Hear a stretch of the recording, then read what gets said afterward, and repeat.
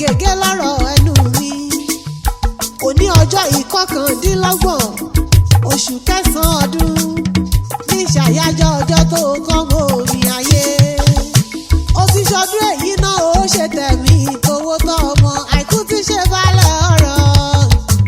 The CEO, Gold Dynasty Homes and Properties. The CEO, AS Exquisite Fabrics. Ìyá Adésùwà Afesumi. Jáwárèlé àwọn bàbá rẹ̀, ọkọ rẹ̀, àtọmọ rẹ̀. Àwọn ni wọ́n ní kìyọ́ bí ológun ẹrú o, wọ́n ní kìyọ́ bí oníwọ̀fà ọmọ. Ìjẹ̀bú Igbó níṣẹ̀lẹ̀ bàbá tó bí ọlọ́mọ ó ti yá kí n bá ọ délé.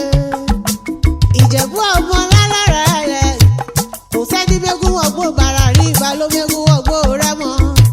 Bó bá wù Jẹ̀bú àwọn ní ẹ̀ ní wíníwíní o. Bó bá wù Jẹ̀bú àwọn ní ẹ̀ ní wíníwíní. Bó bá tún wù Jẹ̀bú kọ áfẹ́ni rẹ̀ tó kù ṣọdún Agẹmọ.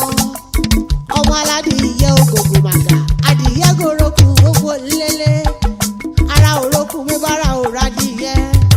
Ọmọ òun ṣe ni ọ̀yọ̀yọ̀ ń yọ̀. Ọ̀yọ̀yọ̀ mọ́yọ̀ mọ́ torí ti ṣe ni ò lè pani. Iṣu mẹ́fà níṣu Ìjẹ̀bú. Ìjẹ̀bú jẹ́ méjì, wọ́n ta méjì, olóṣà tí wọ́n fi méjì tó kù bọ̀. Bí wọn ò fi bẹ́ẹ̀ lúkú o, wọ́n fi ba alágẹ̀mọ. Ẹ̀yin lọmọ alágẹ̀mọ mẹ́rìndínlógún. Ọmọ alágẹ̀mọ ò tún yọ̀wọ̀yọ̀wọ̀ ni wọ́n pò kí tẹ̀yìn. Ọmọ olówó ìṣẹ̀báyé kówó ní tògbòde kó tó dòwó ẹrú kó tó dòwó ọmọ. Ìran Ìjẹ̀bú nínáwó dọ́là kó òyìnbó tó kówó dé. Òyìnbó kówó dé ìlówó ọ̀hún pọ̀ sí i. Ìní wọ́n fi ń pẹ́ dúdú Ìjẹ̀bú owó ni. Pupa Ìjẹ̀bú owó ni. Ọmọdé Ìjẹ̀bú owó ni. Àgbà Ìjẹ̀bú owó ni. Gbogbo Ìjẹ̀bú tí mo mọ̀ ilé lówó lọ́wọ́ o. Àyà Afesumi. Bébí olówó ni wọ́n jẹ́ ọmọ nírèlẹ̀ láṣàdá ní wáyé.